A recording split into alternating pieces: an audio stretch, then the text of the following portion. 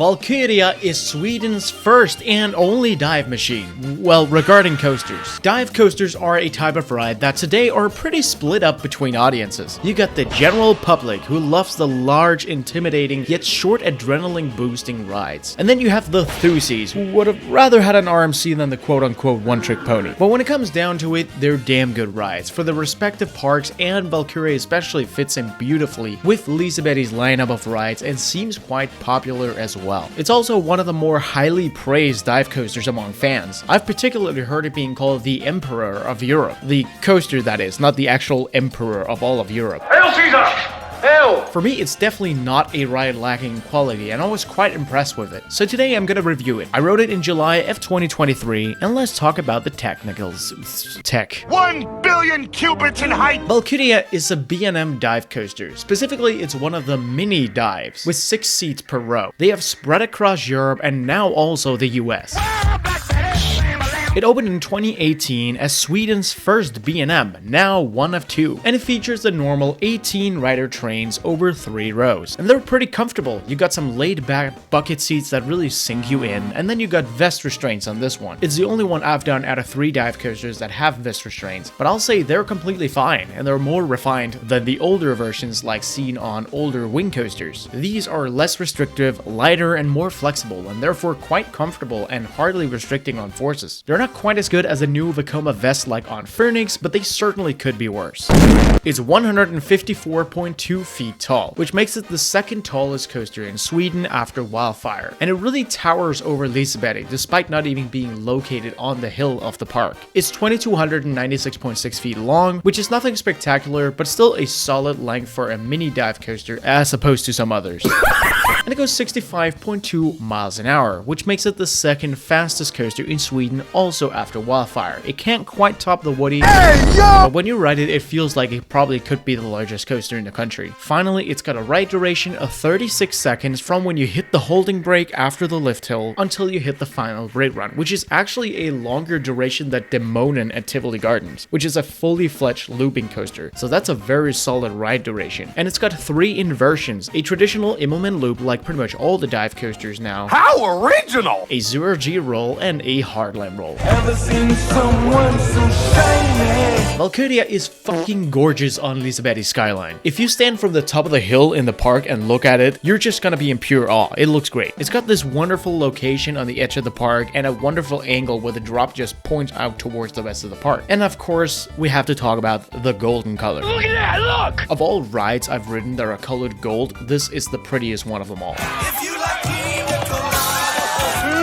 This is the most well done golden color I've seen. It looks great, and it's got these white slash kind of cyan supports, basically white with a hint of blue, which is like, well, ice, because that's what it seemed to. It's generally just mighty and royal to look at, and it mixes so well with the wooden and golden station, giving vibes of an old Norwegian church in the snow. It's also got a good backdrop of the new hotel, which also makes it more cozy in appearance, if that makes any sense. And it goes over the pathways and past trees. The elements look graceful, and yeah, it's one of the best looking coasters I've ever seen, plain and simple. Sing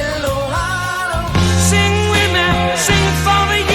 The layout begins with a chain lift hill, pulling you up to the top before it turns you to the right and goes into the holding brake. And good lord, does this have an awesome view. Not only do you have the view of the park and the hill to your left and the skyscrapers and well, actually, I guess that's everything.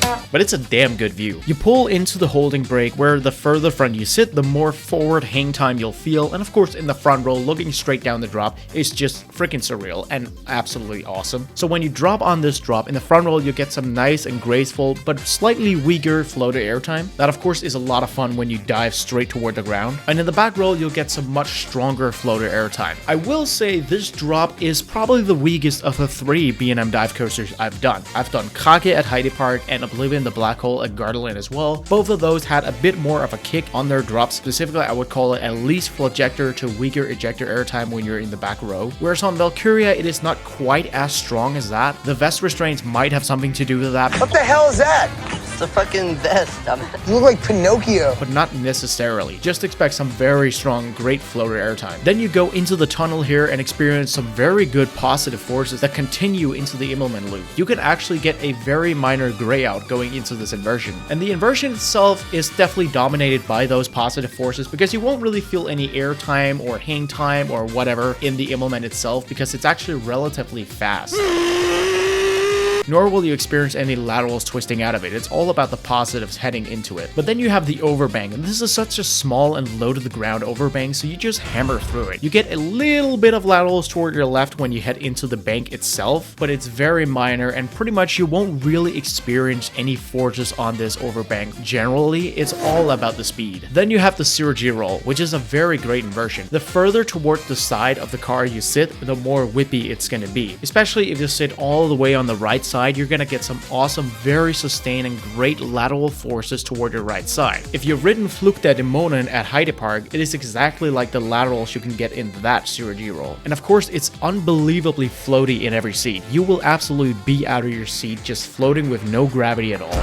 Then you have a 270-degree helix, which has some milder positive forces that are very sustained. And of course, it's super speedy as well. Then you go into this little twisted drop. Now this will give a very strong pop of floater airtime, but it is not sustained. It's a short burst of airtime, and it'll be pretty much the same no matter which row you sit in. And it's great to see that the ride actually has a bonus airtime moment since it doesn't have the big camelbacks of the other two I've ridden. Finally, you have a hardline roll, which as you probably expect is super hang timey. Just hanging out. It's slow, it goes upwards while going upside down, so you're just as much out of your seat as you can possibly be. And then you have a final turn which has a little burst of positive forces into the final brake run where you stop and then say hello to Balder. Hello there. It's a great layout for a dive coaster that packs in quite a lot even if it's not terribly long. And one of the best things about it is this.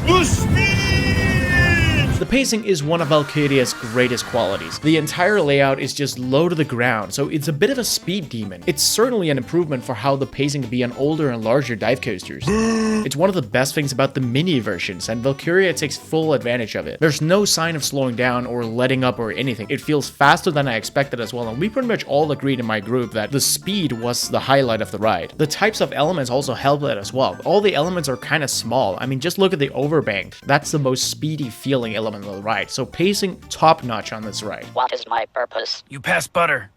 Oh my god. I'll say right off the baseball bat, one of the smoothest B&Ms I've done, and I've done 9. As per usual with these Swiss boys, you will feel at least a tiny shuffle / vibration thing, but it is as minor on this Norse beauty as it can be. It is very, very smooth. For a quick comparison, it's actually smoother than Monster at Grönalund. It's just like sliding on ice.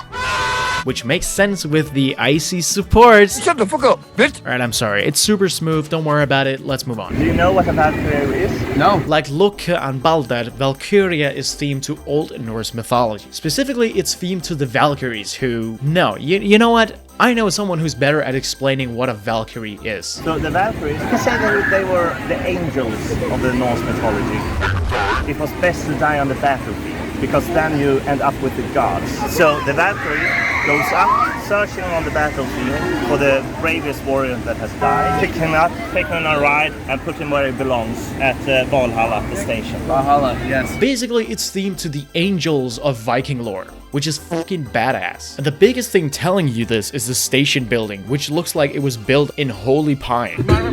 I love the architecture of these old Norse churches that you really can't find several places in the north, especially in Norway and northern Sweden. There's so much detail everywhere on this building with the patterns and the materials, and there's a great blend of wooden colors and gold. The entire interior as well is just wooden and lit in warm lighting, and then you have the station itself, making me want to raid England. It's just large and epic. It's got worn golden shields, and there's fire!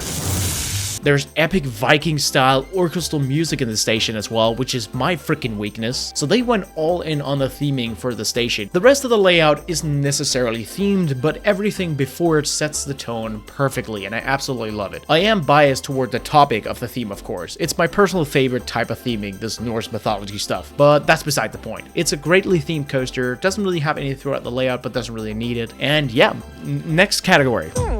This This might be alright. Overall, it's a damn good thrill ride, especially for a dive coaster. It does everything I could want in a dive coaster. Good drop, good inversions, good speed, and even a good airtime moment, all topped off with wonderful theming and looking damn fine doing it too, baby. Dive coasters aren't for everyone, GP or Thusi, but I don't think you can deny a bloody good job was done with this one. So for an overall rating, I think Valkyria deserves at least an 8 out of 10. Of course, there are way more exciting things out there on every level, but it's the fact that my group and I had a lot of fun on this thing, and I think it's very well executed. While I never got to ride Canonen, which it replaced, and therefore can't speak of how good a replacement it is thrill-wise, I can say for an attraction for the park, this has been an amazing replacement. I'd especially recommend riding it both in the front and the back for the sake of the drop and for the sake of, well, the drop, but for the airtime this time. And I'll also recommend riding it both a day and night. It's a great ride. Sweden may only have 2 B&Ms, but they're both new, fresh, smooth, and a freaking hoot. So that is my review of Valkyria at Liseberg, the one dive coaster in Sweden and the best one I've done of the 3. Let me know what you think about this golden boy down in the comments below, or maybe what do you think about some other dive coasters or Canonen for that matter. Otherwise, I will see you later. This stuff with outros isn't my strong suit. Bye!